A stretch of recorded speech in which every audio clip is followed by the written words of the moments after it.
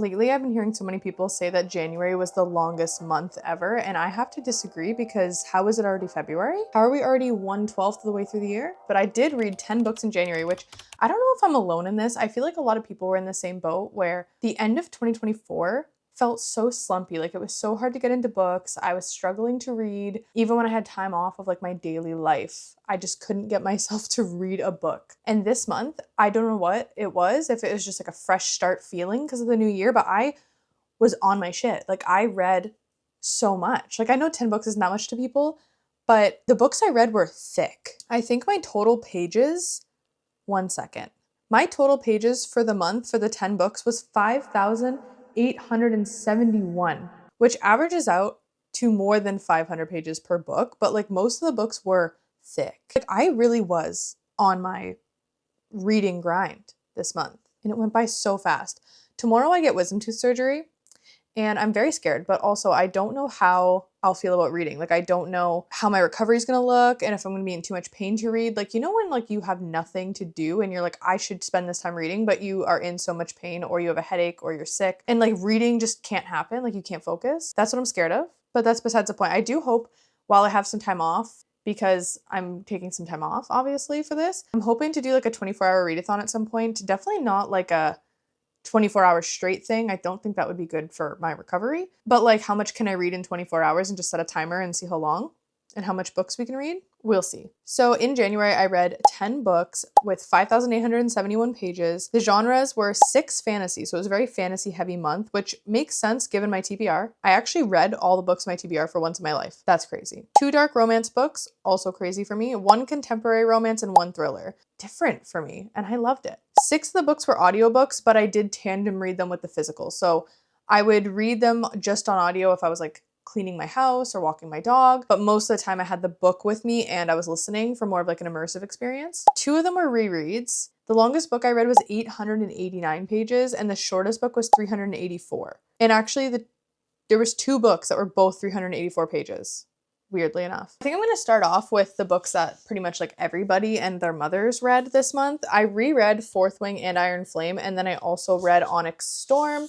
My rereads for Fourth Wing and Iron Flame were phenomenal. I ended up tandem reading them with the graphic audios, and if you haven't read those yet, I highly recommend. It made it such a different experience, and it was so much more fun. And I actually ended up upping my rating for Iron Flame to a 5-star. It was a 4.5 star the first time I read it, and now it is 100% a 5-star. It was phenomenal. The graphic audio just makes it feel like you're reading a whole new book for the first time, and it also allowed me to catch more details in Iron Flame than I did the first time, and I just understood the world and the lore a lot more. And I'm happy because now I have the graphic audios of these 2 books, so when I eventually do my reread with Onyx Storm as well, I'll probably get the graphic audio for this and do it all again because it was amazing. Speaking of Onyx Storm, this was technically like my first new 5-star of the year. I don't really know if it's a popular or unpopular opinion because I've heard such mixed things, but I personally really, really loved Onyx Storm. This might be my favorite book in this series. I loved the romance between Xaden and Violet in this one, and I just loved the adventure that we went on. Like, I feel like we weren't in one place for too long ever, which I really liked. Like, I feel like the first book, you're at Basgiath the entire time. In the second book, you're kind of like somewhere else that I can't really talk about if you haven't read the first book. But then this one, you're all over the place, which I really, really liked the change in scenery. This definitely, I think, is my favorite one of the series, and this was also my favorite book of the month. Then I did finish the 4th book in the Zodiac Academy series, as well as read the 5th book in the Zodiac Academy series. Ended up doing the audiobook, I think, for both of them to just like get them done because I'm very conflicted on how I feel about this series because the first 3 books I was obsessed and I loved it, but the 4th book and 5th book, in my opinion, were just so absurdly long that I could not give them more than 3 stars. I find this series is weird because the beginning, like 10% of their books, and then the end 10% of the books are phenomenal. Like, if it was just that, they'd be 5 stars. But all the random stuff we get in between, and it's so tedious and so long and so boring because it's the same things over and over, it makes it impossible for me to rate it more than 3 stars. Just because there's just so much nonsense and it is unnecessary. And I think if you like truly fall in love with these characters, then it becomes worth it. Like, you want all that time with them. But I don't have that. Like, I don't feel that relationship. Like, I like them, but I don't know. I think the books are so long that I kind of disconnect from them and it just doesn't hit for me. So those were probably my least favorite. I would say the 4th book is my least favorite of the month. And the 5th book I did enjoy more, even though it was longer. But once again, it was too long. 3 stars is still great. Like, it means I liked them, but there's just a lot of faults. Like, there's more faults than I can pick out than positives. I find a 3-star for me is one of those things where I liked the book, but not enough to be able to rate it more than that. You know, I actually did start off the month with All the Missing Pieces by Catherine Cowles, and she was kind enough to send me this really gorgeous special edition with foiling and all of that. And it has a signed book plate, which I haven't decided if I'm going to put in this book or put in the ARC. But I absolutely loved this. I gave this book 4 stars. This is like a small town romantic suspense book about a girl who, when she was really young, her sister ends up going missing and they end up never finding her. And now as an adult, she has this like true crime podcast where her and her audience actually have solved cold cases. Her audience doesn't know about her past. She kind of is trying to figure that out on her own. And she goes to this small town after following a couple little breadcrumbs, and there is a sheriff there that is like, absolutely not. Like, get out of my town. Do not come to my town. Of course. Very typical. But honestly, the twist in this did get me. I did not see it coming. And I had a really good time with it. I loved the romance. I thought it was a very, very realistic enemies to friends to lovers. I really do recommend this if you haven't picked it up yet. The Crash by Frida McFadden. This actually might be one of my top Frida McFadden books just for entertainment purposes. I didn't think there was like a major twist. It wasn't anything jaw-dropping, but I really did enjoy just like the eerie feeling of this and just like the hopelessness that you feel while reading this main character. I feel like if a thriller can make me just feel hopeless and like really question how the hell the main character is gonna get out of this, then it definitely did its job. I really liked it. I think as an unpopular opinion, a lot of people did not enjoy this one from her, but personally, I thought it was really fast-paced, as typical Frida is, while also giving a different vibe than a lot of her other thrillers. So I really liked this. And for an author to be able to keep me entertained when the setting basically doesn't change the entire book, I think is super impressive. Quicksilver by Kelly Hart. I ended up tandem reading this with the audio, and I don't remember. I think I ended up giving it like a 4-star, but it is kind of like a 4.5. I'm just simplifying my ratings this year. I really liked it. I do think this has potential to be a 5-star on the reread, only because I did have a moment of like confusion where I had no idea what was going on, and it kind of turned me off from it for a little while. It was like a good solid like 100 pages where I was a little bit confused, and then I caught on later, but that little lack of enjoyment, I couldn't really rate it higher. But I do think, knowing what I know now after finishing the book, I think rereading it will be a whole different experience and I'll really enjoy it. I did love the magic system in this. I loved the portal aspect. I loved like the Quicksilver in general. I think once you read this, you'll understand what I'm saying, but I do feel like it's one of those books, it's almost more fun to go in blind, so I'm not going to really talk about it too much. I do not love that the main character's name is Kingfisher. I don't know. That is just not a great name. I think my biggest gripe with this book was that the love didn't feel super realistic for most of it, because it really led with lust. Like, we got the lust way before we ever got any like emotional attraction or like emotional connection between the two characters, which I do think is fine in a lot of books, but I think in this book specifically, it kind of made the love feel very unrealistic and just kind of rushed and forced. Like, it didn't feel like they really fell in love. It just felt like they were meant to feel like they should be in love, if that makes sense. But like I said, I think knowing what I know now, I feel like I would enjoy it more and be more invested in the romance.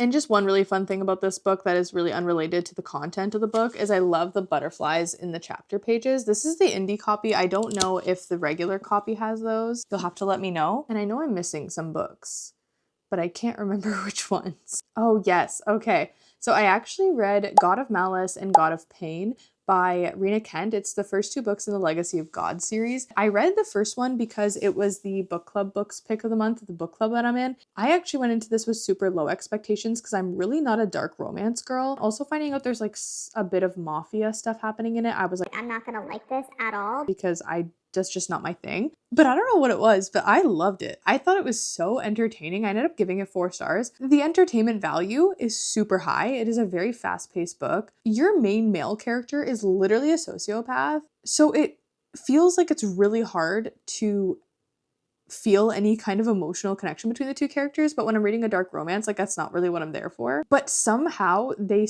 make you love him. Like, he is amazing. Like, I loved him more than the second main male character, but I actually really liked it. If you're not sure if that would be for you, I do think it's a really good intro to dark romance. If you're somebody who doesn't like dark romance or like typically doesn't like dark romance, I think it's a really good place to start. And I went right into God of Pain just because I was so entertained. It is different people and different couples through each book in the series. As much as I didn't love the main male character as much in the second book, I actually loved the female main character more in the second book. So it balanced itself out. The second one definitely has more of like the mafia content and like vibe, but not so much that it's obnoxious and kind of annoying. I loved that both of these books had a lot of comedy. I think that's what I need in a dark romance, is I need there to be comedic relief, because I just can't take dark romance seriously. So when I have that comedic relief, it makes it feel like I don't need to take it seriously. And overall, these books are super entertaining. I gave 3 stars to God of Pain, but like if we were to be technical, I'd probably say it's more of like a 3.5, because I did really enjoy my time and I do recommend the series. And I think that's it for January. Yeah, that's it for January. So let's go quickly through some of the books that I hope to read in February. I did already read The Fall Risk by Abby Jimenez. It's like this little 86-page novella. It is so cute. If you have Amazon Prime, you actually get it for free. And if not, I think it's like $1.99. Like, it's a really good deal and it was awesome. Like, if I were someone who rates novellas, that would be 100% a 5-star novella. It is really, really cute. It's forced proximity of a botanist and an accountant, and they both live across from each other in this apartment building, and they wake up and the stairs to go downstairs are gone. So they're literally just 2 people trapped in their apartments in the second floor of this apartment building. She's new to the building, so they don't know each other, and they bond over coffee, which I love because I love coffee, which is what I'll be having as soon as I'm done filming this. But I loved it. Abby Jimenez has a really good way of balancing comedy with like serious topics that should be talked about, and this book has that. So I really think if you want like a quick read that's Valentine's Day themed, because it does have like Valentine's Day references and stuff like that, I think you'd really enjoy this and you should definitely read it. And then I did start 2 books that I didn't get finished in January, so they're going to be part of my February wrap up most likely, but I started The Graham Effect by Elle Kennedy. Bloom sent me The Graham Effect and The Dixon Rule in anticipation for The Charlie Method, which is the book that I either just came out or is about to come out. And so far I'm really enjoying The Graham Effect. I don't know how I feel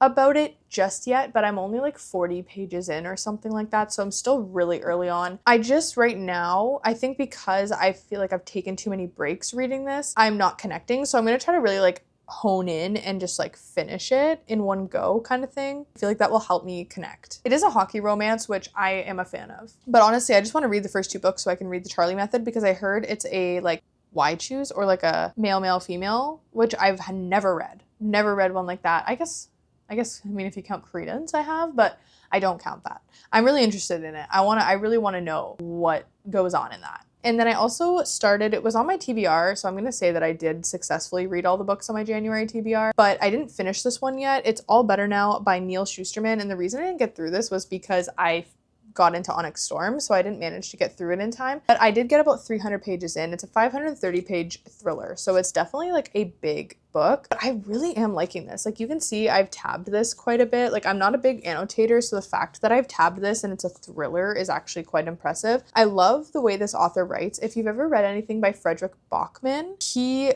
has a very similar tone. Like a very, I don't know how to really describe it. Like, the way that he writes is very similar to Frederick Bachman, where there's so many like just like really weird lines that aren't even poetic, but they just hit you. Like, I feel like the writing is super relatable, which is interesting. This book actually isn't out yet. I think it comes out on the 4th. Oh my god, that's tomorrow.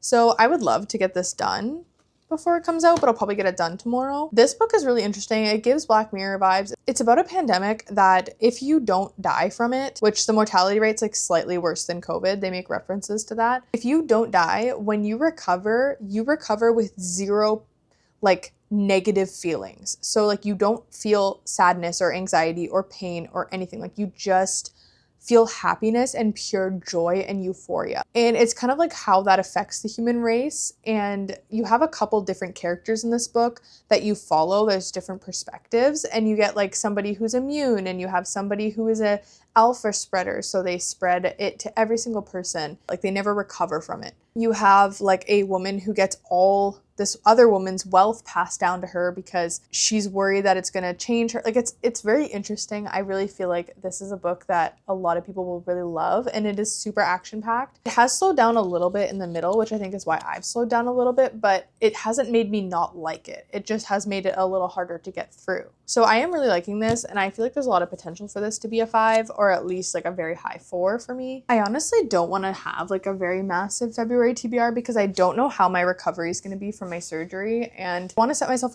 up for success, but it is the month of love. So I wanted to pick out a couple romance books to put on my TBR because I really just want to read like some happy, cute romances. And I think Lynn Painter is a great way to start with that. I have The Do-Over by her. I believe this is like a time loop romance. I have Not in Love by Ali Hazelwood. I actually like read like 2 chapters of this and then put it down for no reason, but I feel like a like fun, spicy romance could be a good thing for Valentine's Day. The problem is I don't want to choose like too many just romances because Valentine's Day is only 2 weeks into the month and then we have 2 weeks of just sadness and coldness.